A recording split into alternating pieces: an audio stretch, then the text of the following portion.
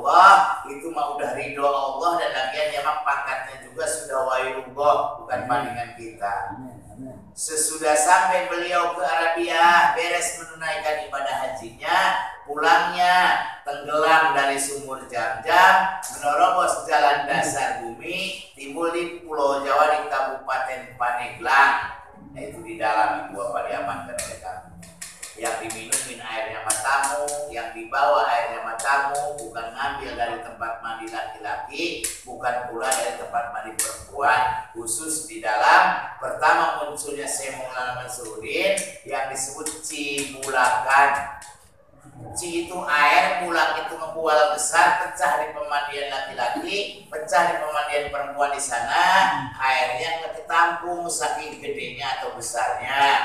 Kalau nggak diamankan pada waktu itu oleh Syekh Mansuruddin, sebagian Jawa akan tenggelam atau karam menjadi lautan.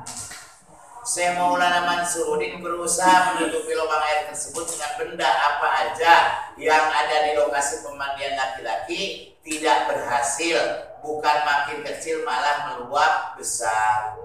Tidak ada jalan lain, Syekh Maulana Mansuruddin hanya munajat ke Allah Subhanahu wa taala, sembahyang di atas batu, ibu bapak di sana di pojokan di luar.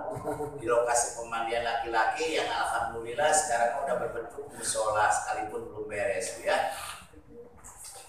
Sesudah selesai sembahyang di sana dapat petunjuk dari Allah Subhanahu wa taala, Al-Qur'an oleh-oleh dari Mekah suruh ditutupin ke lubang air tersebut. Sehingga ditutup oleh Syekh Mansuruddin dengan Al-Quran, airnya surut, hilang.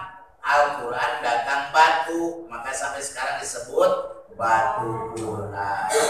Wallahu a'lam bishawab. Quran diambil oleh Allah Subhanahu wa taala diganti sama batu. Wallahu a'lam bishawab. Quran langsung diciptakan batu. Sampai ke situnya mah itu mah rahasia Allah, belum ada yang tahu. Sesudah beres Syekh Maulana Mansuruddin untuk lubang air tersebut menyiarkan agama Islam di wilayah ini.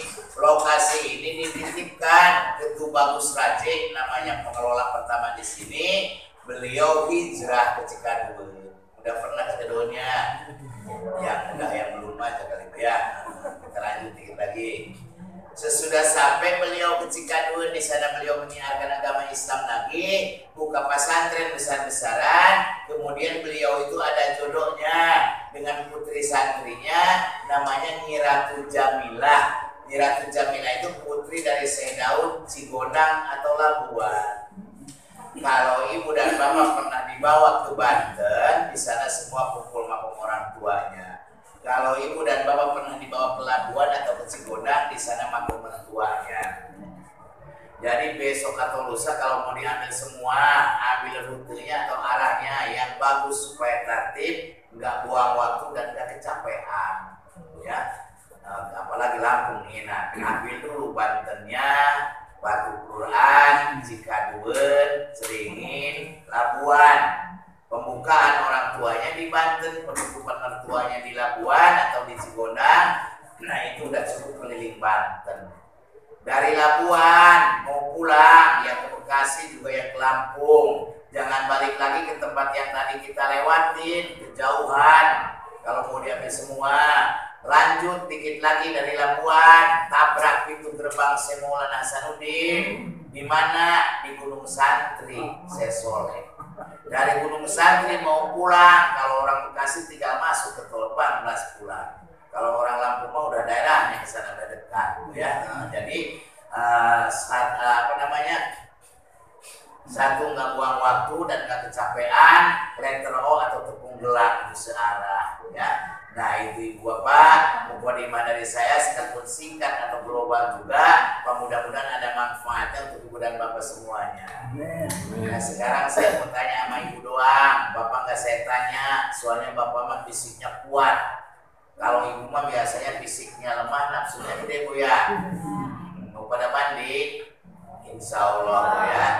Kenapa saya tanya ibu? Ibu mah kalau habis kecapean, apalagi kalau kepanasan, dia air bening suka nafsu, main loncat aja gabus, akhirnya hilang posisi kelelep atau kelem ya. Apalagi saya titipin sama ibu yang bawa anak kecil, jangan sampai dilepas jauh-jauh dari kita, takut kita lagi enak mandi, anak kita kelelep atau kelem ya. Jangan mencari barokah malah dapat musibah. Naudzubillah min dzalik.